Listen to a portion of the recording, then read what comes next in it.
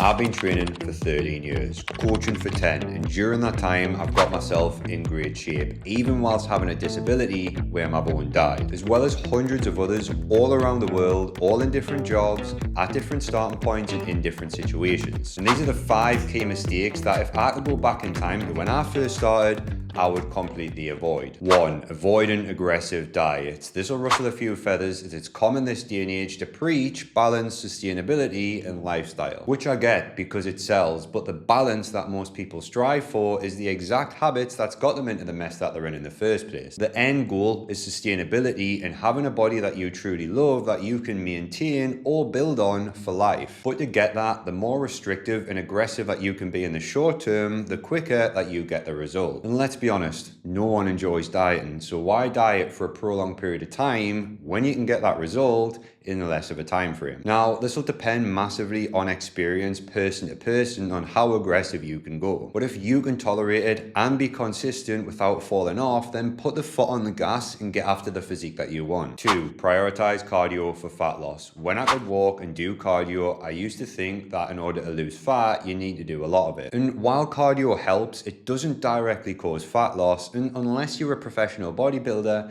most people are restricted on how often they can train. So it's much easier to create a calorie deficit for fat loss through reducing food, as it takes on average about 60 minutes of walking to burn 300 calories, and in 60 seconds you could eat double that, if you're me of course. So focusing on dropping food first will be best, and using the limited time that you do have to focus on resistance training, so when the body fat does come off over time, you actually have a cracking physique to show for it and you don't end up looking really skinny. 3. Not following a meal plan. Tracking calories and following if it fits your macros is great. I've done it for over a decade and I get all my clients to do it as well. But doing it without a meal structure is literally one of the biggest mistakes that you can make. I'm not saying it needs to be super restrictive or include foods that you don't like, because that would be just stupid. But if you don't have a meal plan, then it makes fat loss extremely difficult. There's nothing more stressful than waking up every single day and wondering what foods you're going to consume, trying to make them all fit into each individual macro for every single meal, only to get to the end of the day to end up having to eat a weird combination of food because you messed your macros up earlier in the day. The literal best thing to do is to plan 4 breakfasts, 4 lunches, and 4 dinners, then simply have them on rotation depending on what you fancy on the day, leaving yourself a few macros at the end of the day to give yourself a nice little treat to make the diet sustainable. 4. Prioritizing free weights over machines.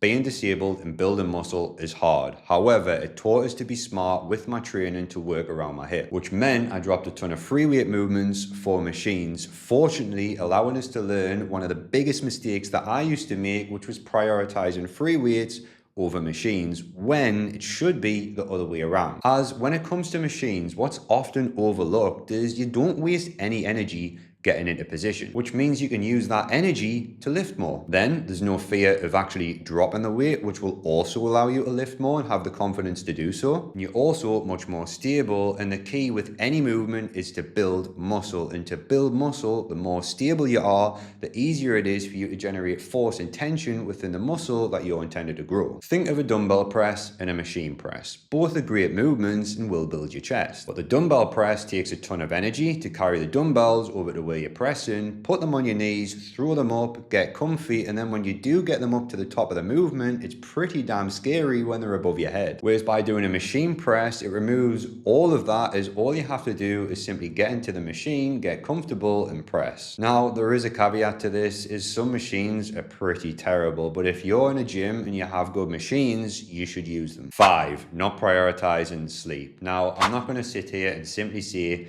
get more sleep, as even though 7 to 9 hours is generally recommended, it's not the length of the time that you sleep for that's the most important, it's the quality of the sleep that should be prioritized. As if you duplicated 2 people, one person got 9 hours of poor sleep, the second person got 6 hours of quality sleep, the one who got quality sleep would build more muscle and lose more fat. This is not just down to the physiological processes that will occur, but the impact that it actually has on you and your day. As if you don't get good sleep, you'll find that you're more stressed, and a lot more hungry, which make dieting or sustaining a diet extremely difficult. Plus, when you're asleep, you can't eat, which naturally gives you a shorter eating window. And one of the best ways to combat this is actually have a sleep schedule that you can stick to even on weekends. Trial how long works for you based on how fresh you feel day to day when you first wake up. For some, it might be 8 hours, some 7, and some it might even be 6 hours. As well as cut out caffeine 8 to 10 hours before you're due to go to bed, and make sure you're in a nice, cool, dark room when you go to sleep. This is just a handful of common mistakes that I've personally made over the years and still see people making to this day. There's countless other mistakes that I could list, but the video would end up being a week long. But if you feel stuck on your fat loss journey and want to stop making mistakes, then simply hit the top link in the description and we can have a chat completely for free to see where you might be making mistakes and